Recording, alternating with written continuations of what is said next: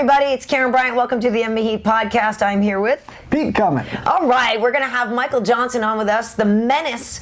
He's fighting Edson Barboza at UFC Fight Night, one with Frank Mir and Bigfoot on the card. And so he's heading down to Brazil.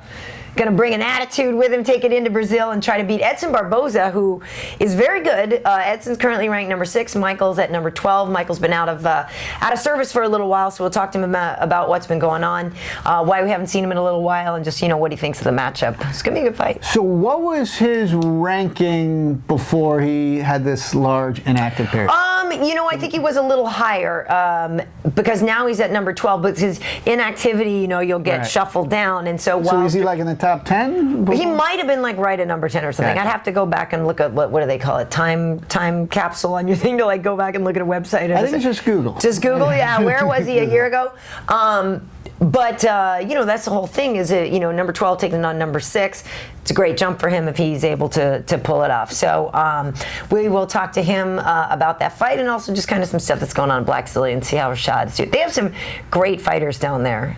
I love good camp. I love the name. Black Zillion. Black Zillion. Even though you could never ever be one. Hi there, I'm white and not from Brazil. Fellas, do you have a spot for me? Fellas, hi fellas. No, I probably would not be welcome at the Black Zillion. But you wouldn't be welcome. They're a nice group of guys. But I don't think they give me a team jacket with my name on it. You could be the water boy, maybe. I don't know. Yeah, that doesn't. Now we're starting to sound like a prison movie there. It's just Eddie Alvarez isn't white, nor is he Brazilian. He's on the team. Really? Okay. Yeah. All right. So you don't have to be black or Brazilian. No, to be a Black I think you Zillion. just gotta be a real fighter, Pete. So Damn it. I think you just still. Damn it. It'd be pretty cool though to be a Black Zillion and not be black. And not be black or Brazilian. Right. So listen, speaking of Brazilians, we do this great show last week, Pete. Talking Anderson and Nick, and we got sound bites from after their show and the press conference. Boom, boom, just delivering just good stuff. And then literally we post it, and then hours later or something, all this That's news twice comes that's happened to us with a John Jones thing that came. Here's the thing: if you're a fighter and you're gonna do drugs, please get busted on a Sunday so we can cover you. Don't do a Tuesday morning. It just makes us look behind. So here, we'll do this. Hey, Pete, did you hear the story about Anderson Silva? No, just fill in the blank. We'll go back and post it. I'll put it the top story. That's right. Just of the thing that we didn't. And of course, if you're watching us Thursday, on Thursday, right? You all know the news coming out Tuesday that blank did blank really hurt and can't fight in his or her bout. No. So so we're getting we're a little bad luck. I know, but hey, like I tell people, the show is very interesting regardless. And if you're watching us on video on YouTube, you can also find us on Stitcher and iTunes. If you go to MMAheat.com/podcast, that's where you'll find links to the audio version of this. But if you're looking at us here on YouTube, or vice versa, if you're listening to us on Stitcher, go to YouTube. You can find it there too. It's fun. We're all over now. We're all over. So I've never heard of Stitcher, by the way. No, your kids have. No, they probably haven't. They're a little young. They maybe haven't yet. So is Stitcher like the new young cool? Am I hip? Am I secretly hip? Is what you're telling me? Is I old guy. Kids, I'm on Stitcher / forward #$ Pete. I believe it is one of the more popular platforms for podcasts and things. Don't ask too many questions. Okay. Ask that one. He's the tech guy. But we've had numerous requests. Yes. So we want to satisfy the fans. Cool. We want to satisfy. So, but the latest that I read was that Anderson had a second test that came back based on the 19th, and that was clean. Okay, so according to this time, it's 1:30 or whatever on Monday. Well, when was the first test? The 9th. The 9th. Okay. Then there was a test on the 19th, which supposedly just has come back clean. Here's the thing, and by the way, finding this out about Anderson Silva is like finding out that Michael Jordan, did performance-enhancing drugs. I mean, it's a little bit. It's obviously it sort of sucks. Yeah, it's not. But here's the thing: he tested positive for 2, and they take 2 tests. They take an A and a B test, and his camp hasn't requested the results for the B test, which is what you would do if you thought the test results were wrong. You would immediately say, "Let me see the other tests," and they haven't made the request. So you're saying the fact that the second test came back clean, maybe they're just going to try to run with that good news instead of double check the first one, because the first one might still not be great. I'm thinking that the test results don't lie. They got their timing mixed up. So from the 9th to the 19th is 10 days, and it left his system enough that the 19th was clean. But the 9th, it's kind of hard to argue 2 steroids in your system, and your camp hasn't asked to see the results of the second test, which, if that came back clean, would exonerate you. Yeah. So it's a little bit of a bummer. It's a little bit of a bummer, and of course Nick, I don't mean it of course, but Nick also tested positive for weed. That is shocking. So I guess there's going to be and it's funny, some people had commented on the things that we posted with Nick before. Oh, Nick he's like taking this so well, he looks so relaxed. Like, is it because he's like on something and he's just like, he's not stressing out because he's just, I don't know. I love why. First of all, why don't they allow pot? I know it's allow pot because it's called. This is the thing. Yeah, it's considered performance enhancing. Coke isn't. Whatever. I mean, I don't know who decides it is or isn't. What? If I'm in a bar. Yeah. And I gotta fight somebody who you want blow. I want a couple lines of blow, and then send me out. I'm not gonna say I'm gonna win, but at least I'm gonna head out. Right. I don't want you to get me stoned and then go head out, and I want to be like, oh, what? It's good. But why, man? Right. Why can't we all just no? Give me a couple bumps. Give me a beer and let me go out there. I would agree that, but apparently, again, the people who apparently if the issue is maybe you don't feel the pain as much if you're high, maybe you are able to endure more because you're sort of numbed to the pain, and that some people just really kind of get in the zone more, and they're just I don't know. Listen, but do you really think guys are actually fighting stoned, or are they training? I'm sure stoned? someone has, yeah. Sure. If you test that is ballsy. Yeah. But that is ballsy. You think? I mean, there's still like, you get stoned, there's kind of a little paranoia thing going. Like, I'm going to get stoned and I'm going to walk out to the octagon in front of thousands of people in a pay-per-view audience, high off my ass, and fight some dude. That is ballsy. That's my stoner hero, by the way. Right. If anyone can prove that they've done that. Well, so we'll see what happens. Apparently, things won't really be brought to the table until NSEC has a hearing in a little bit. So we'll see what happens. If it's going to get called a no contest or what, we don't know what's going to happen quite yet. I think you have to call it a no contest. I mean, how can you have any legitimacy? But isn't it a push? If both of them were on something, isn't that just we're good? This is a push. Well, then you got to change your whole league, Well, I mean, and can you say like, all right, well, let me see, you were on pot, but you did a few lines of coke, so I'm going to raise you. I'm going to raise you one steroid. Sort of abacus we could use to figure I think we're out. all even now. That's what I'm saying. That's pretty dangerous. You give up X%. Listen, I don't know. I hope they work this out, and I don't. It's one of those things where it would be great if everybody was clean. It would be great, but I think it's always going to be, it's not who's doing it, it's who's getting caught, unfortunately. I think it's going to be a long time before everybody is clean. Well, and I know that Anderson's people, did that give a huge crash? Oh, no. Okay. Yeah. I know that Anderson's people are saying, listen, he's never failed a drug test before, but he's also never had to come back from a broken leg before. I mean, Pete, you and I would take whatever I needed to heal from something that awful. I would, yeah. I would. I would need And a not saying big he vial did. of courage. I'm not saying he A did. big vial of synthetic courage developed in a laboratory. You're from our Dan O'Brien one. You need drive and ambition or something, right? Drive and dedication. Synthetic drive and dedication. I gotta get you that. I gotta get you that. By the way, have you, speaking of Dan O'Brien, the Olympian gold medal decathlete, we had him on a few shows ago, and he was helping to motivate the two of us. Definitely well worth a listen. The guy has a lot of information about, training and just, hitting your, living up to your potential. I was running this morning. Were you running? I was running. I did. Yeah, I missed this morning. I did miss this morning. Did you miss over the weekend? Yeah, this was a tough week. The whole thing, just with the, with the flu virus going around and midterm elections. Midterm elections. Well, I've been doing pretty well, I gotta say. I do it to. Look at this. This is not appealing looking, is it? Mm-hmm. That one is not my best. Here's the thing. It's good. It's Trader Joe's Garden Patch juice, kale, cabbage, and carrots. Okay.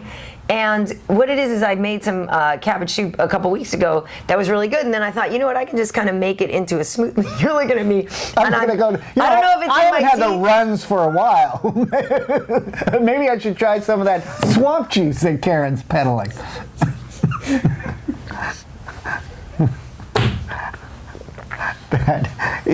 Is that even legal? Have we had that tested? It actually tastes good. It's got a little tangy. It's like a salad in a glass. Here's the thing: is you don't. If I'm sharing this, you don't get the runs when you actually eat this on the regular basis because your system is too. Are you okay? Yeah, you okay? I didn't know we were going to talk about. If you would eat more fruits and vegetables.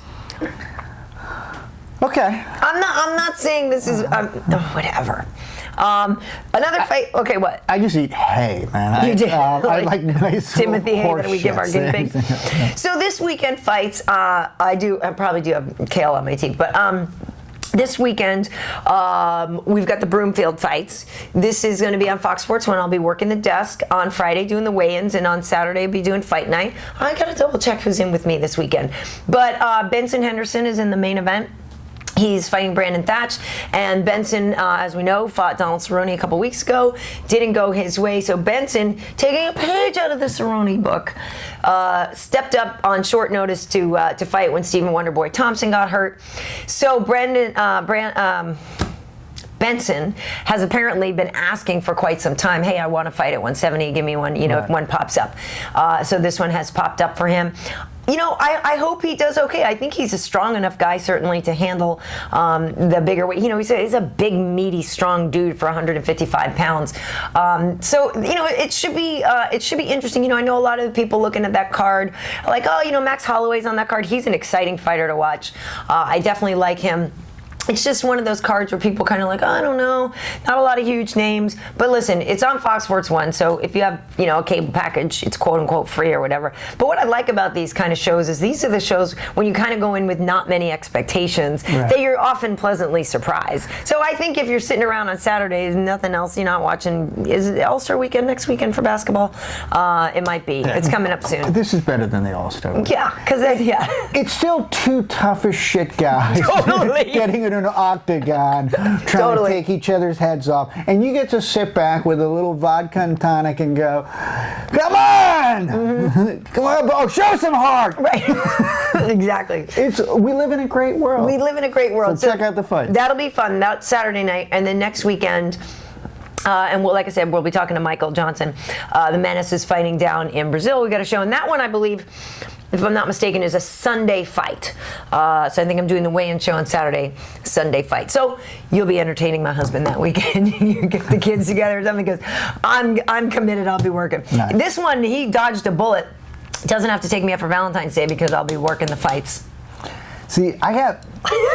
Look at him. Look at that grin. He's like, I'm winning. My wife's birthday is on Valentine's Day. Oh no, I have like pressure. And I fub it every time. I'm just like, I got you a card for Valentine's, but I remembered, honey, and I got you a separate card for your birthday.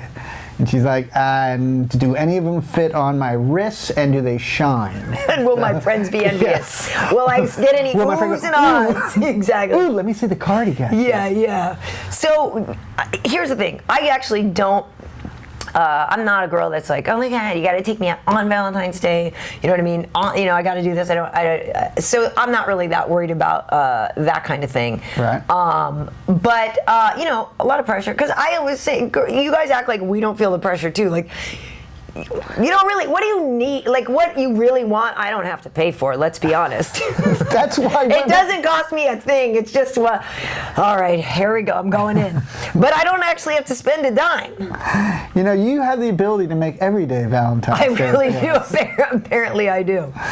Mom, don't listen to this part of the show. No, like women have it so easy. Do we? Like, first of all, I have to get flowers, but if I get flowers, I'm being a little bit cliche. And so I can't just get flowers.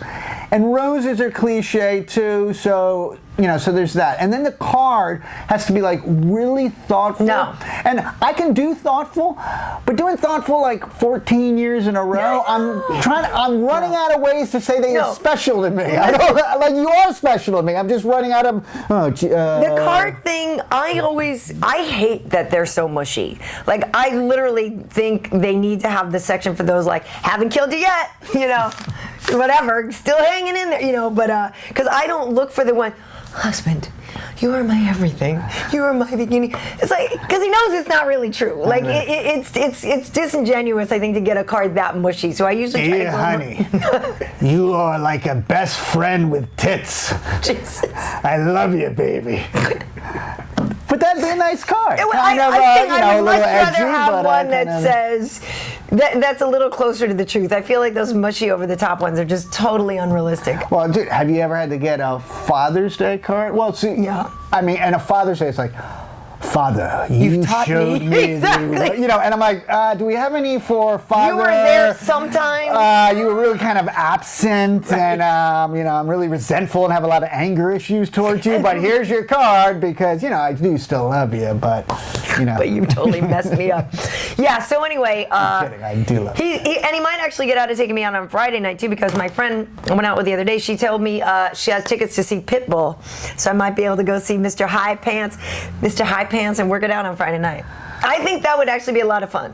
That would be. So basically, Wade and I hanging out for Valentine's Day. White guy weekend. Here you go. White guy. Woohoo! The white zillions. Because I know he doesn't want to go to see Pitbull. I'd see Pitbull. You'd see Pitbull? Yeah, I'd see Pitbull. Would you dance? Yeah, not well. Not to the beat or anything. I hope you're not expecting that out of me. Come on. We went to a party the other day. My friend Tracy does wardrobe for me at Fox. I didn't realize she didn't say girls only on the thing. She said I'm having a party. So usually I do go out just with her and the girls. That way, cool. What's party? We got a babysitter, so he could come too. We get there and he's like the only dude for most of the time.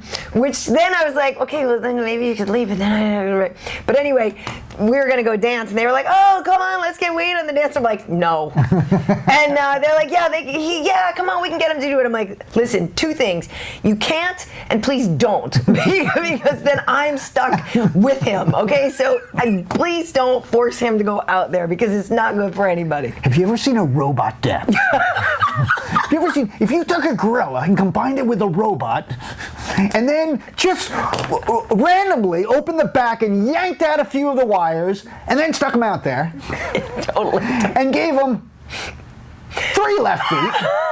Yeah, and gave him the opposite of beta blockers, something that would make him hyper aware of everybody looking at him. That's exactly what he needs. There you go.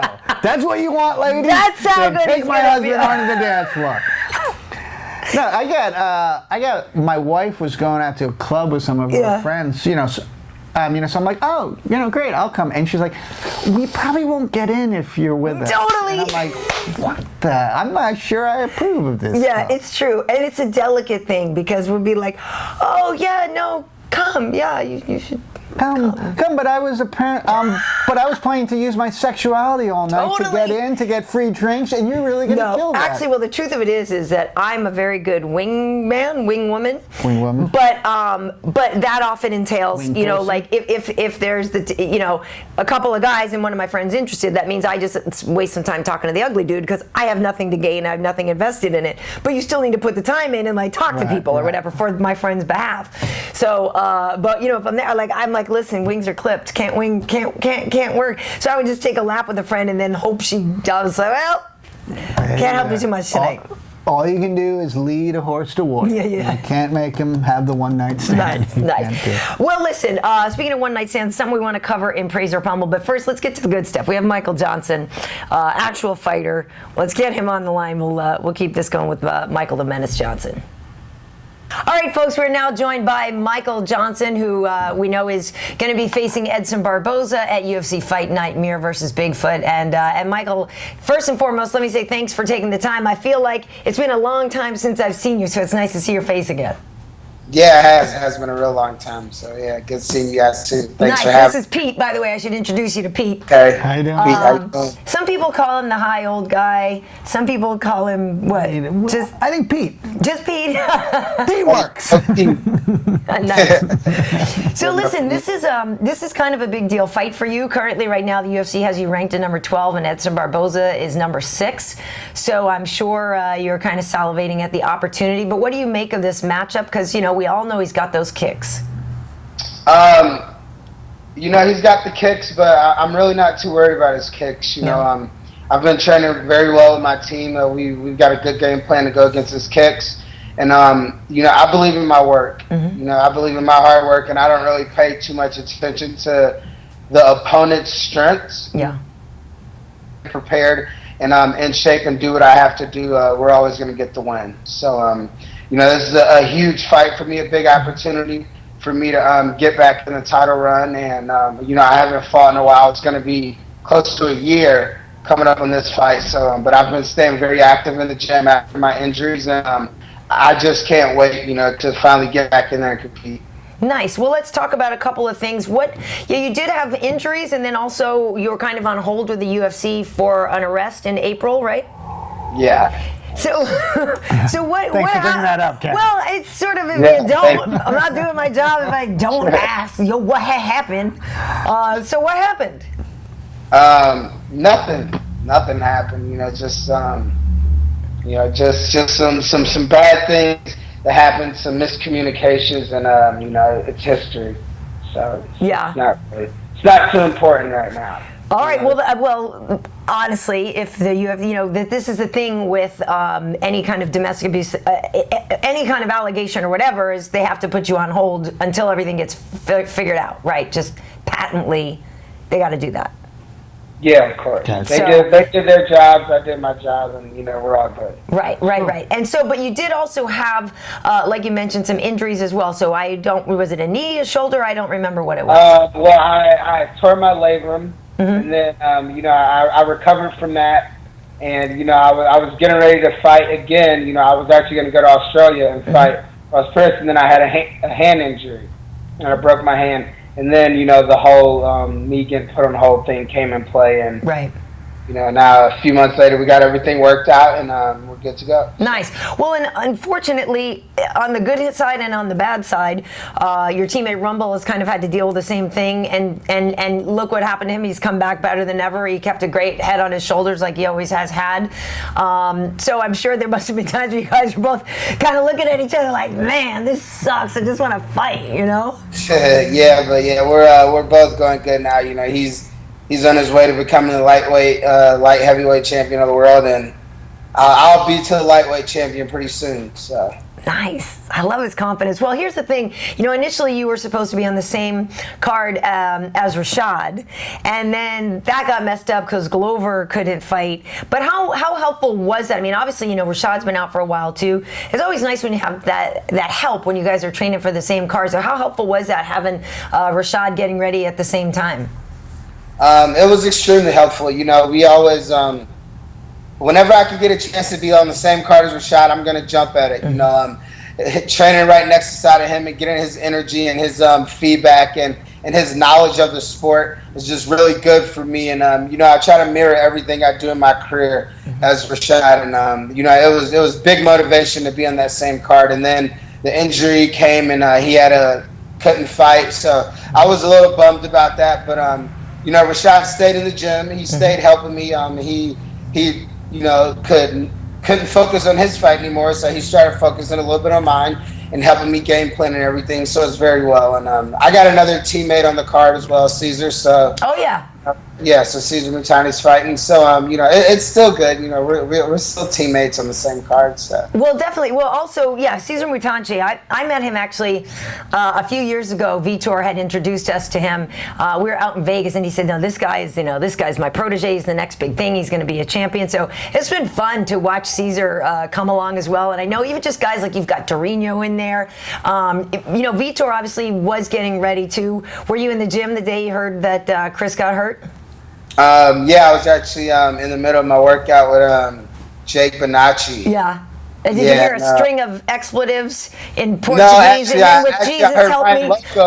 Ryan Loco actually was standing right next to us, and he's the one that shouted the bad news. Oh, Loco. So it was pretty bad. But, well, at least Loco has a sweet face. Too. Bad news coming from Loco isn't so bad.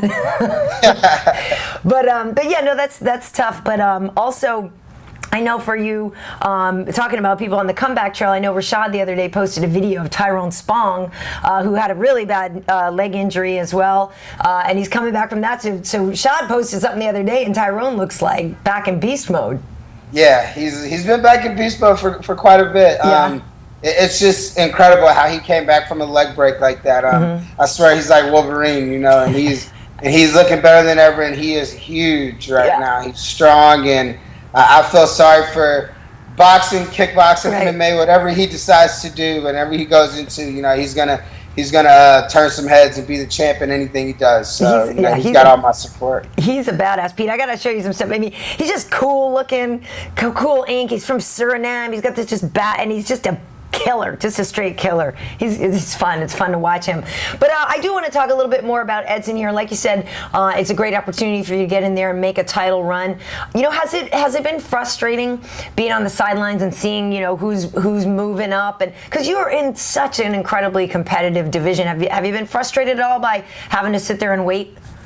I've been extremely frustrated. You can only imagine. I'm going into this fight with such a huge chip on my shoulder, being able to, having to be sidelined and then seeing all these guys, move up like you said, and me finally get into the top 10 and then not fight for some time. And then I get moved down into 12 all of a sudden. And then, Cowboy and his win streak and, him beating my good friend Eddie Alvarez really put a huge chip on my shoulder. And not only in my weight division, it's just that it's been so much talk about the guys coming up in the UFC, and they haven't been mentioning me and it's not their fault, it's my fault. I've been out, so you see the rise of Conor McGregor and everything like this, and it's man, I need to be in this spotlight with these guys. I can't be forgotten, So it's extremely frustrating. But the only thing it's done for me is great things. It's made me train harder. It's made me stay focused on what I need to do, and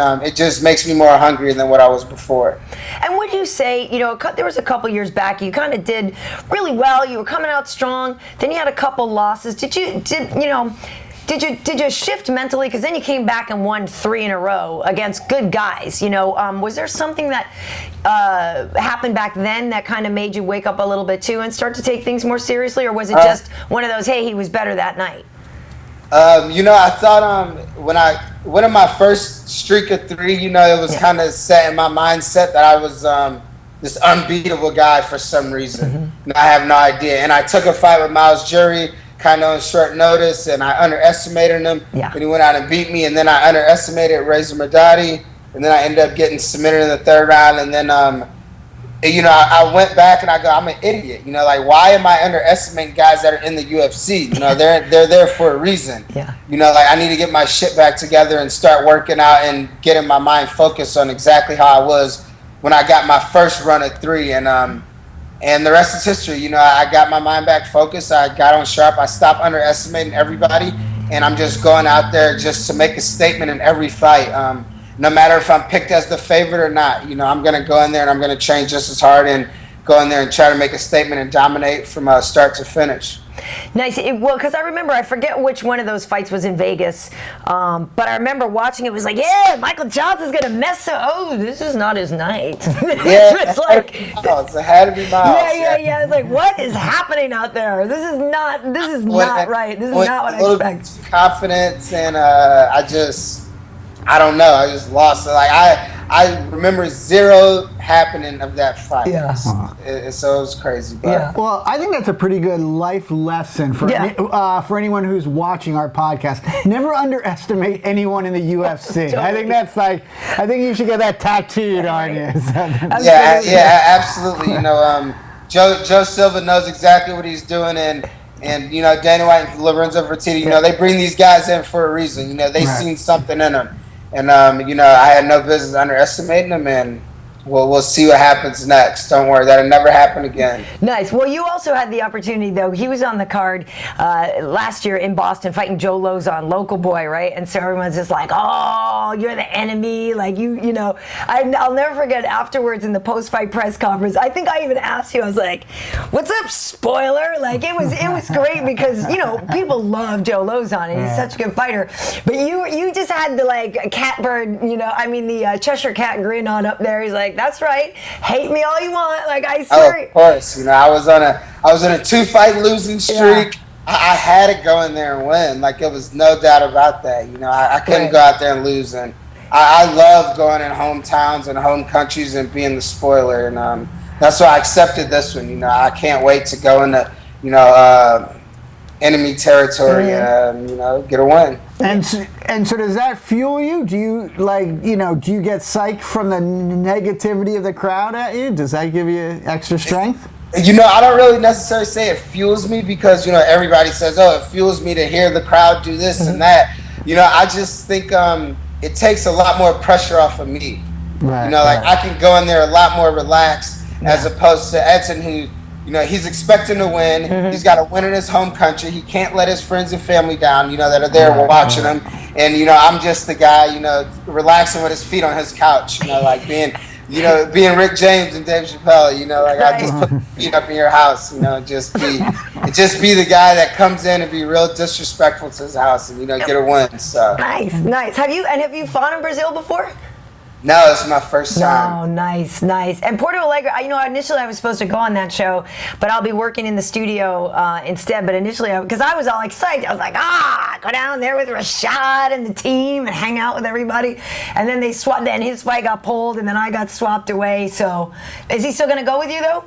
I think so. I'm not exactly sure. Yeah. We spoke about it. So, you know, if he could come with me, it's still going to be great, you know, to have him down there with me and, you know, have him in my corner, have me warming up. So it's good. It makes me relax a little bit more, you know. Very nice. And now, do you, how frequently now would you like to fight? You know, all things the same and you stay healthy here. I would imagine that you want to get a little bit more aggressive this year, maybe pick up 3 fights at least, 4 maybe? Absolutely, 4. You know, I want to get on a Donald Cerrone schedule this year. You know, like I want to get done with this fight. And I'm right back in the gym, and you know, getting ready to look for another one. I believe if I go in here and get a really dominant performance, and I can come out of this fight and get another solid win, and I'll be you know, one of the guys next in line for a title shot. Nice. You know, I think. No, go ahead. Oh no, I was just going to say if you beat Edson, who's at number 6, you know the problem with trying to get a title shot is, you know, that log jam at the top where everybody, you know, is so good and so busy, you know, whatever. But is there one, if you can beat him, that you think strategically would make them the most? Because if you're number 12 and you beat number 6, you'd probably get up to beat at least number 8 or 7, right? I would think. Yeah, I would assume so. Mathematically, I think. 6. Yeah, if he's 6, I don't know if you just jump right into his spot, but. Yeah, I don't think. No, you're the mathematician, Pete. Where should he go? Hold on. Let me work the calculator. No. But yeah, I mean, is there how somebody? they're ranking people right now? You never know. Yeah. But the only rank that matters is the champ. Yeah. You know, we're all just pawns. You know, the number at the end of our name doesn't mean anything. You know, it's just if I got a C next to my name, that's the only thing that matters. So. Nice. Well, but strategically, I mean, I think Khabib and Cowboy are going to be fighting. Yeah. I mean, if they wouldn't, if I would assume that would be the number one contender fight out of those two guys.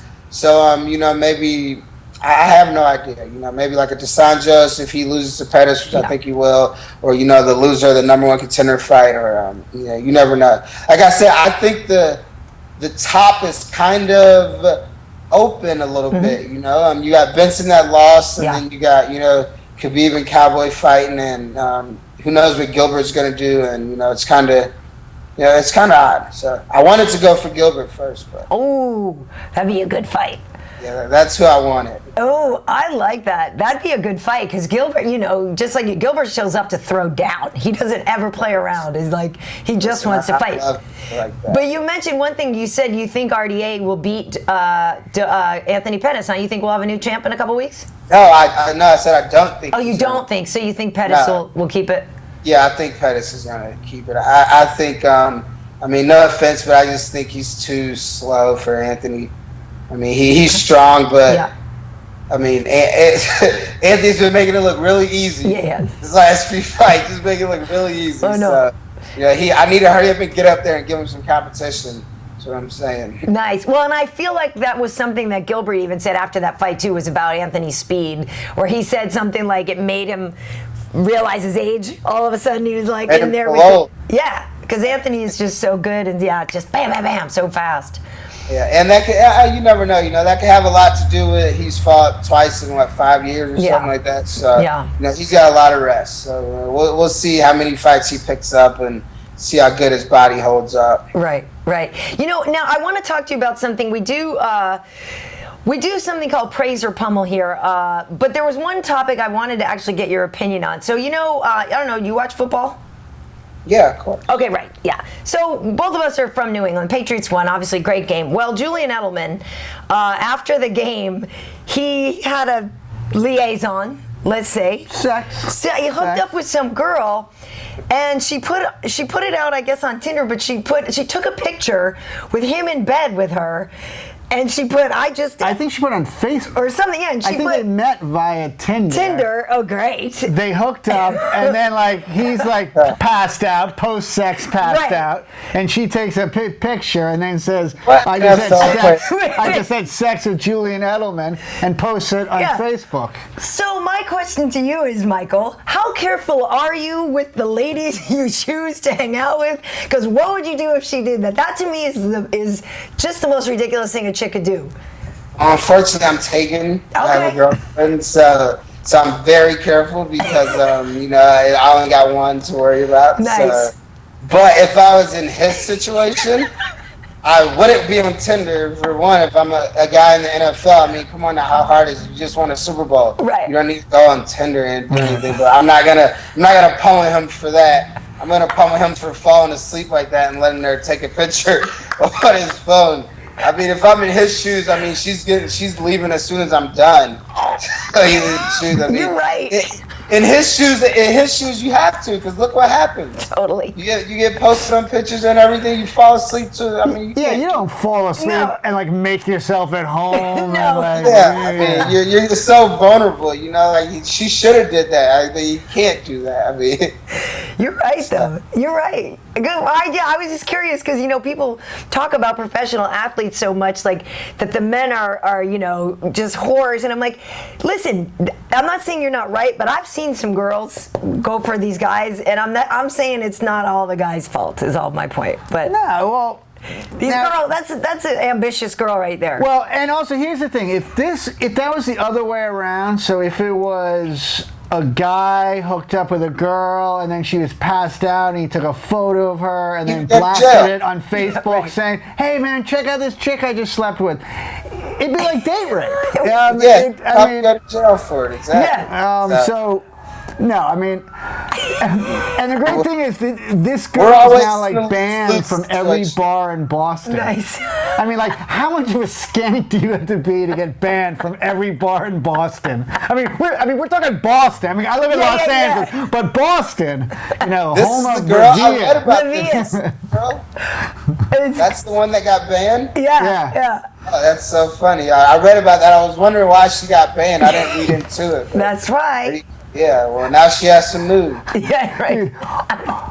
It's a cold February night in Boston. You're a woman who has a reputation for sleeping around, and they're still not going to let you into the bar. Gonna let you in. That's how bad it is. I'm willing to Let's in sheep at that point. I'm willing to put money he's still talking to her. Though, so I bet. Yeah. I don't know. I think it's too much. It's too much. Well, listen, Michael, it's really been great catching up with you. And again, I know, it's been a long time, and I hope all your injuries, are healed up and you're ready to go, because when you're in the mood, my God, you do throw down.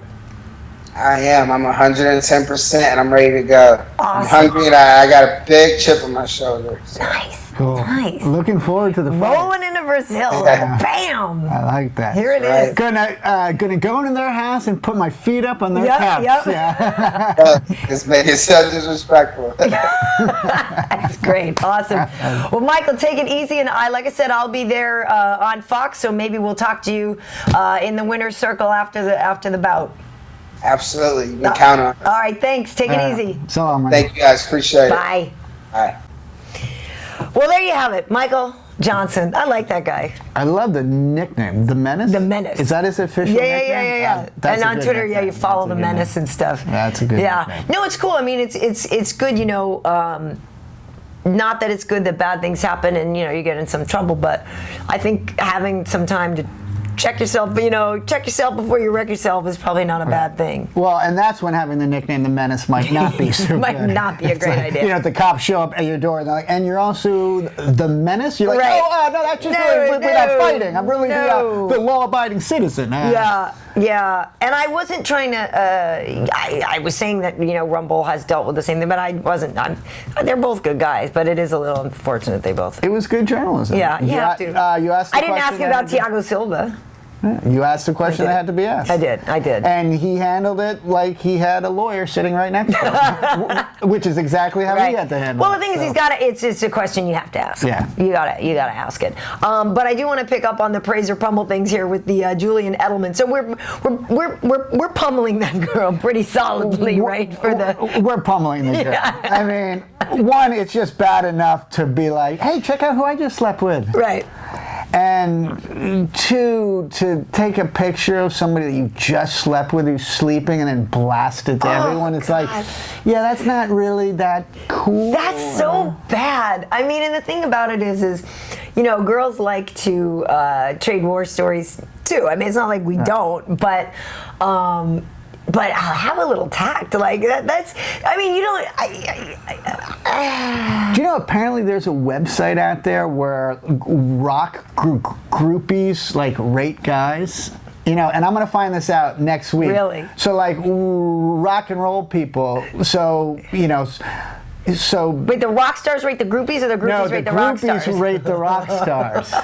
And so, like, if you're a rock star, but like maybe you're not that well endowed, like it'll be blasted up there. Like, yeah, he was really quick and he's a little small, and it's like, dude, that is harsh. Don't people have any sense of decorum or tact or anything anymore? I'm guessing if you're a groupie, you're operating at a different But I'm also level. thinking for Edelman, he just won the Super Bowl. He has to pick a girl that dorky that kind of girl. I don't know. But also, as we mentioned too, it's like if you pick a girl and you go home, you have sex with her, then get the fuck out. You don't fall. Don't be like, oh, that was really, I'm just gonna take a little nap. And, no, you can't fall asleep. But no.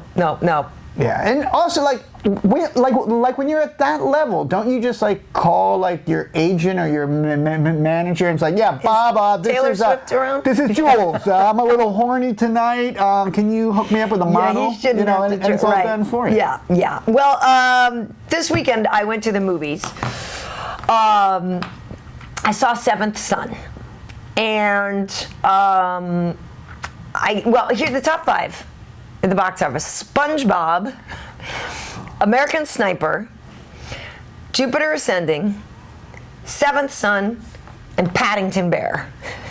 It's What does this say about our country? SpongeBob, brand new movie, comes out at number 1, 56 million or something like that. You were looking up the numbers on American Sniper. It's just through American the roof. Sniper's done like 230 million or something. Right. I It's actually now helping the American deficit. Right? It's American deficit. Why don't they just rename it and just put some cool Clint Eastwood directed I'm things just going to come up with a movie called Killing Iraqis.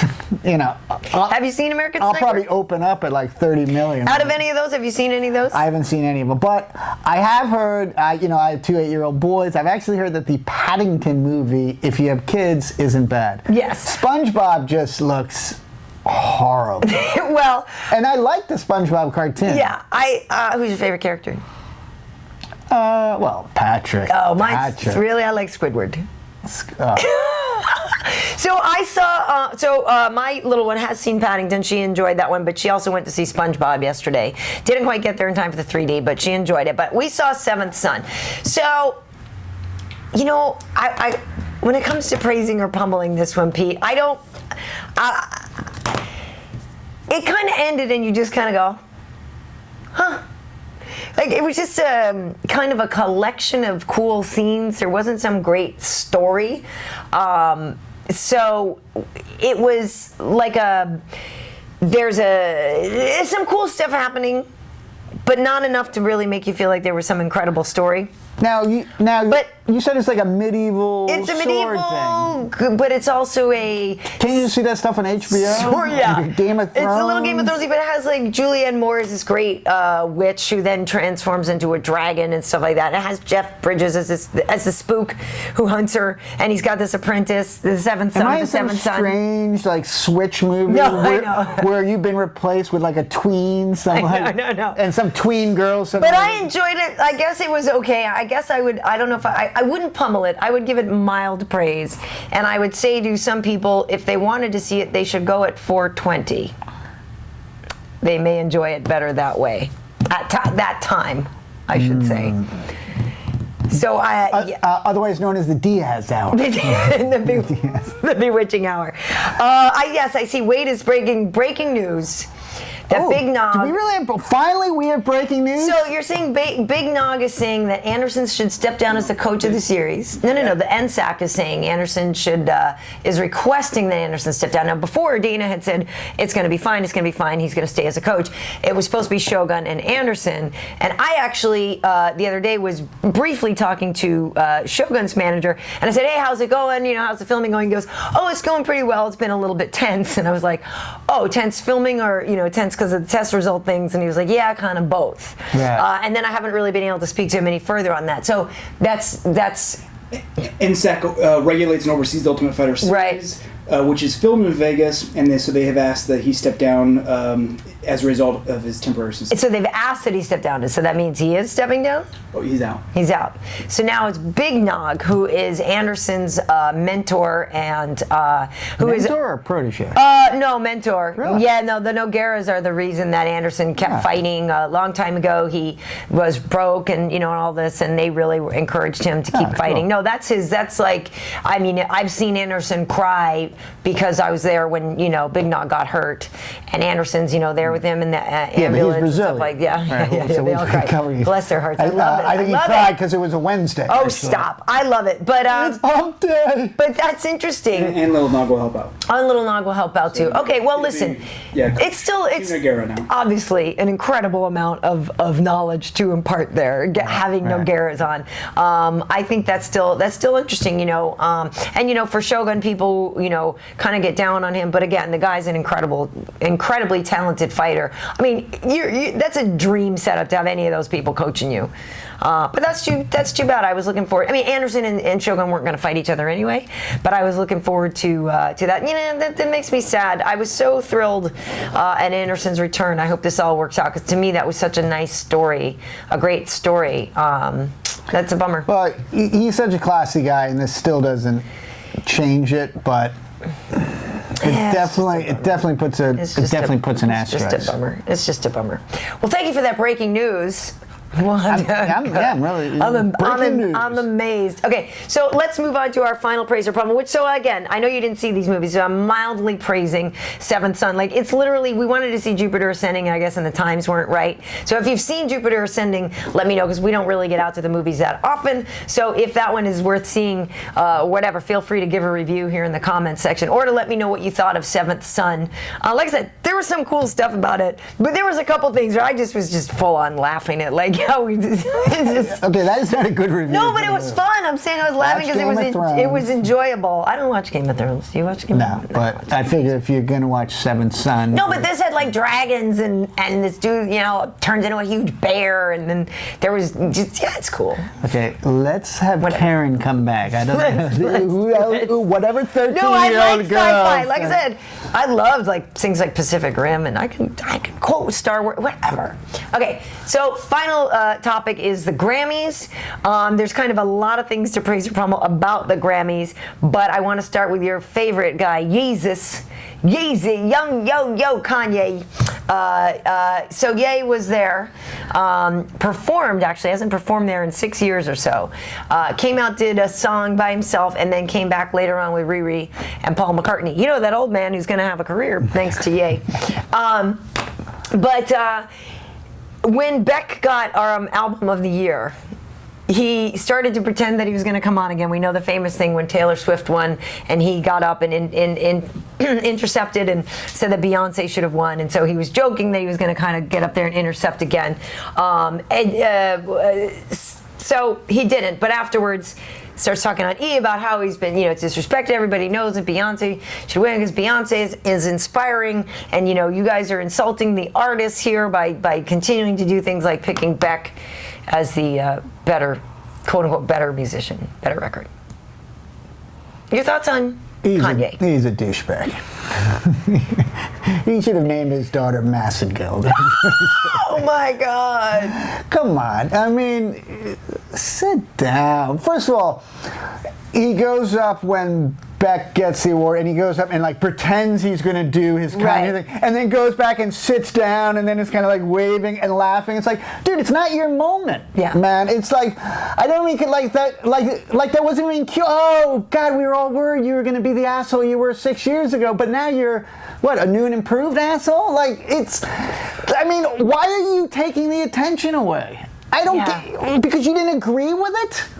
Then, you know what, don't show up next year. Take your artistry and go elsewhere. But you don't take the attention, you don't take the, and like Beck deserves that? Like, was he responsible for the voting? All he did is put out a damn good album. Mm-hmm. You might not have agreed that he should have won it, but does he deserve that disrespect? And so you're pummeling Kanye all day. How can you not pummel Kanye? The guy's, come on, the guy's the biggest douche. I mean, listen, if you had like a giant elephant having the menstrual cycle, Kanye is such a douchebag that he could clean that elephant and then still be used for a couple more zoo animals. That's I mean, come on. And then you're going to talk about talented people while you're standing next to a Miss Plastic Butt? Right. I mean, come on. It is a little funny for him to cry about artistry when he's with her. Who? See, the thing is, how about a little class? How about just have a little bit of class? I mean, I understand you're really talented and you might even be a genius. You know, your words, not mine. But like, try just not being an asshole. How about like work on that first? Like work on being a genius who's not a jackass. Yeah, I feel like there's a few things. I'm pummeling the Kanye, that ego of like, I have a right to interfere and intercept everybody's this and that. I don't think, so I pummel his methodology, but I don't necessarily disagree with what he's saying fully. The problem to me is the Grammys anyway are an apples to oranges comparison. So it's not really fair to put, let's say, a Beyonce record up against a Beck record, up against Sam Smith, up against AC/DC or something. Like, it's completely apples to oranges to bananas to pears. Like, there is no one better, there is no one best. It's all objective, right? But his point in that, I guess in the past, whenever he's gone up for winning awards, if he's gone up against a white artist, he said he has lost. But if it's just in a black-only category, that he wins. And I guess that was what also has happened to Beyonce in the past. So they're saying that the organization is systematically eating away at the artists, read black people, because they're not being recognized. And yes, the Grammy voters are probably predominantly white. I forget the number.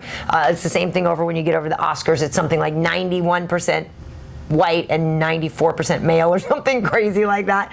So I can understand where his frustration comes from. Oh, now, totally. I mean, because Beyonce, we've barely heard of her. No, I mean, she's been kept in such a dark little corner. There's a handful of us who've really heard of Beyonce. Well, the interesting thing to me too is that I didn't buy JV. What's his name? I don't. Yeah, I have not. I haven't. I'm not. I don't own any Beyonce records. But I am willing to go out there on a limb and say that on the Beck album, a lot of the songs were probably written by Beck. On the Beyonce album, I'm guessing there's probably some more. Like, I think if you're talking about a quote-unquote artist, and you explain it just to put a list of what an artist is, I have a feeling Beck is going to probably have a few more of those qualifications. I think Beyonce is a great performer, and certainly she is an artist in her way, but I find it very hard pressed to say that. And I haven't even heard all of Beck's stuff. I've heard some of it, and some of it is cool, and some of it's not my style. But the dude is a legit artist, and he's pretty damn cutting edge. He always has been. And to imply that it's just it's a little rough. It's always dicey to comment on whether something's race related or not, but because you never really know. I'm gonna say, come on, the music industry does a pretty good job of recognizing African Americans. But also, nobody knows. I understand that you wanted Beyonce to win, but she didn't. But now for you to immediately say it's a race card, and you know what? I actually didn't hear him say that it was a race card. He said it in that night he didn't. He was talking about the artistry and that she's inspirational and she's this and that. He said it in other things about the whole point about the. And Beck's not inspirational. That's what I'm saying. It's apples to oranges just because it doesn't apply to his life. That's the thing. If he would only listen to his own argument, his argument is you don't understand black music, so you don't see our artistry. It's like you don't understand Beck's music, Kanye, so you don't see the artistry. It's like how it goes both ways. And it goes both ways. Here's the thing too, though. I'm so sick of all these award shows right now. No other industry, the entertainment industry has. How many award shows have we had now? It's like, don't go to the award show. You know what? Pretend you're a dentist they don't have any award shows. The greatest dentist, and the award for best new filling goes to Bob Hauser. Yeah. DDS. It's tough. And then you're going to try to make your public statement of I'm at this award show and the person I thought should have won the award didn't, and that's bogus. Yeah, it's not good. But I did like on the show. I loved that AC/DC opened the show with 2 songs. Was he wearing the shorts? Of course, Angus was totally rocking the shorts. Those knees must be looking no, old. they were, and that was the thing. There was part of me that was like, "Oh, that's cool. Angus is keeping the whole thing alive," and then the other part of me was like, "That's a 60-something-year-old man in shorts, still dressing like the schoolboy, British schoolboy." Totally. But that was cool. For the most part, I was slightly bored with the show. I didn't love a lot of the performance. I kind of fast forwarded through a lot of things. Like I said, I did enjoy Kanye with Riri and Paul McCartney, and I liked. The Sia performance was really cool. There was a couple of things I was like, I like Tony Bennett. Tony Bennett and Lady Gaga was kind of cute. Tony Bennett's still going on. Oh, love Tony Bennett. Yeah. I went and saw him at the the Hollywood Bowl, and it was and it was really like this. It was like, fly me to the. Story about me and Frank Sinatra, and then he would tell a story for 5 minutes, and then and meanwhile the band's playing behind him, and they'd be like, "Fly me." This reminds me of being in Albuquerque. Well, so he's getting up. He's getting up there. But how about Madonna? Okay, what did you? 56. Is that how old she is now? And 56? rocking the Slut album. Okay, all right. And what did you think? Slut album? Did I just? You just said the Slut album. Slut look. You just distracted her with a picture of Ronda Rousey. Yes. Like, okay. Wade showed us the Ronda Rousey Sports Illustrated, and I just brain just totally. Yeah.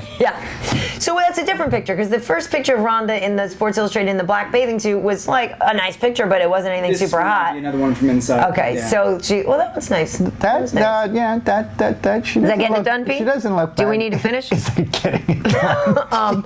We might need to wrap it up. We are actually almost done. But no, there was a picture of Ronda in a black bathing suit, which was not overly revealing or anything. It was just like a nice picture. But I was thinking, I don't know if that's super hot like all the Sports Illustrated ones are usually. That your expectation is a little higher. I think whenever they have an athlete on, you're like, oh, that's hot, and she's an athlete. Because, no, is she going to be as hot as a supermodel?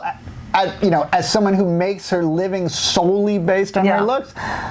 No, but this woman goes into the octagon and gets punched, and gets punched in the face. That's a good one. I do have to laugh at the plus size, all the hubbub about the plus size. How there's one in the magazine that's a size 12, and then I guess there's some commercials or these ads in there as well with a girl who's maybe a size 16 or something, or 14. And so people are like, "Oh, yay! They put a plus size model in the magazine." When you see the one who's a plus size, she's super hot and she's a size 12 or whatever. And I guess people are mad because the average American is actually a size 14, which, let's be honest, is kind of a problem. People stop. Just please put the food down. In my day, we called plus size women fat.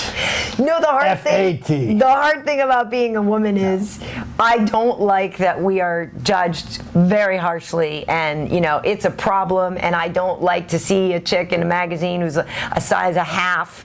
And I don't necessarily relate that like, wow, that outfit will look good on me because she has a body of a 12-year-old boy, but it's probably a problem that the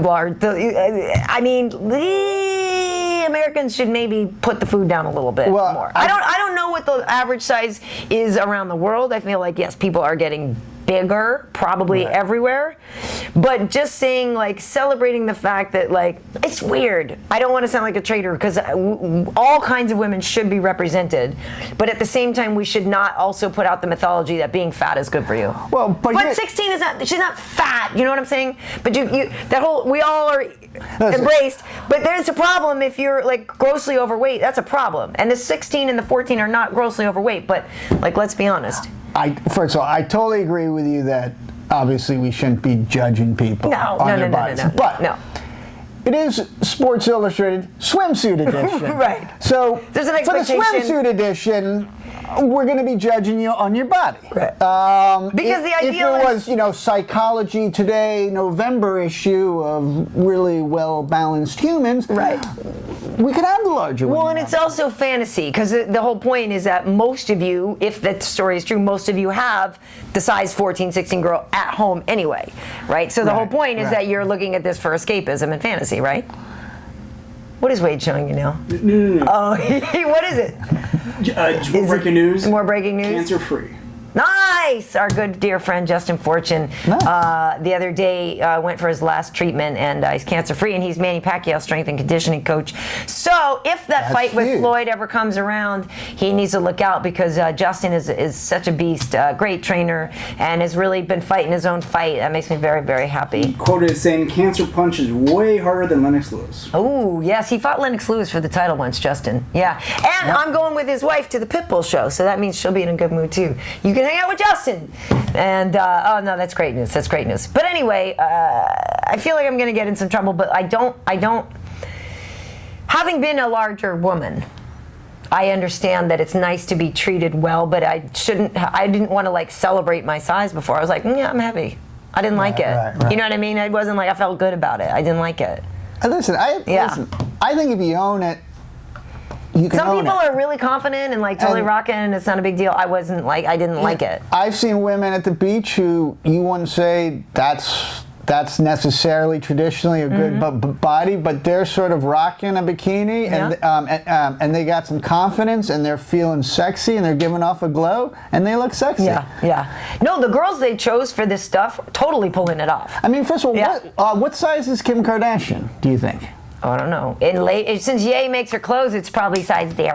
Yeah. Right? No, I don't know. She's skinny. No, she's not skinny. No, she's not skinny. So, but I guess there was some argument too, is that people didn't like that.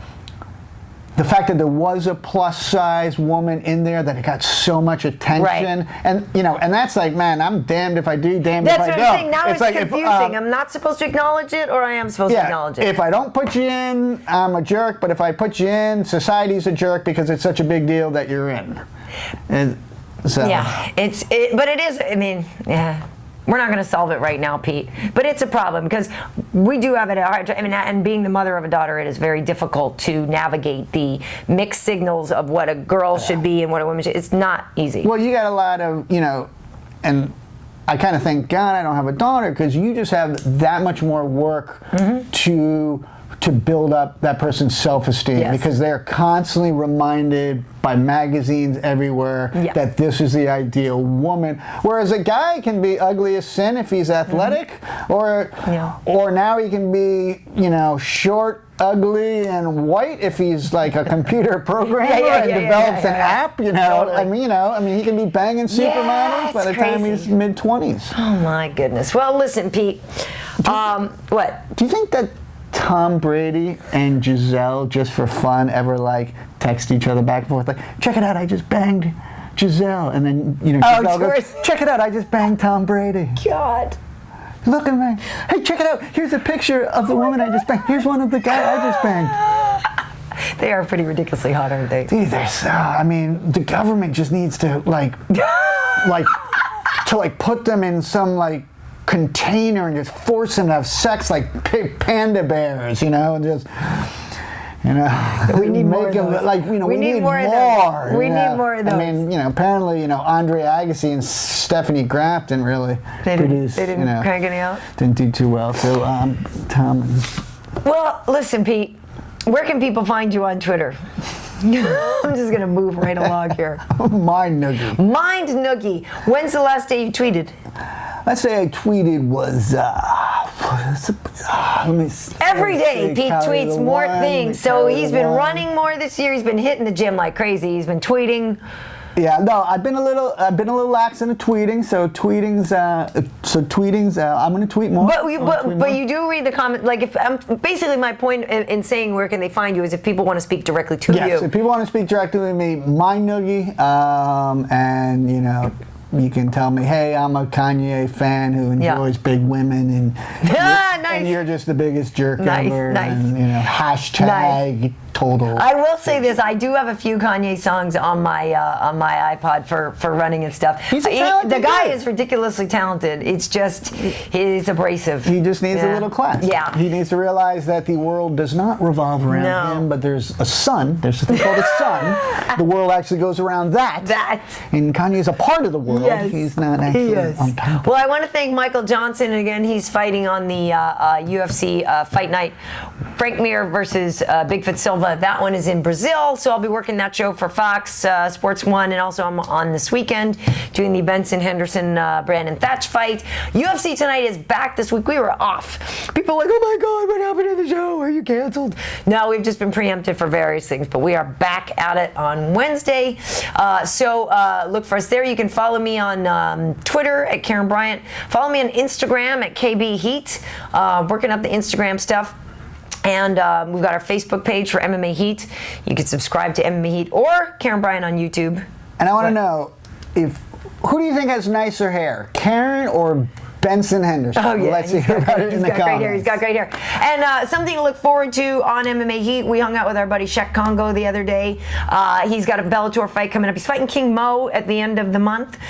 So we talked to him about his fight with King Mo and also this cool new technology that he's got to help recover from injuries and stuff like that. We were over at Cobrinha filming with him. So that'll be coming soon to MMA Heat. Steroids, right? Stop.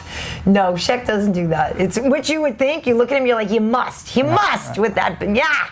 but he's very against it. Okay. But anyway, that's coming soon, and we got some more stuff as well. So thank you for listening. And remember, you can check us out on Stitcher and iTunes as well. And we'll see you next time.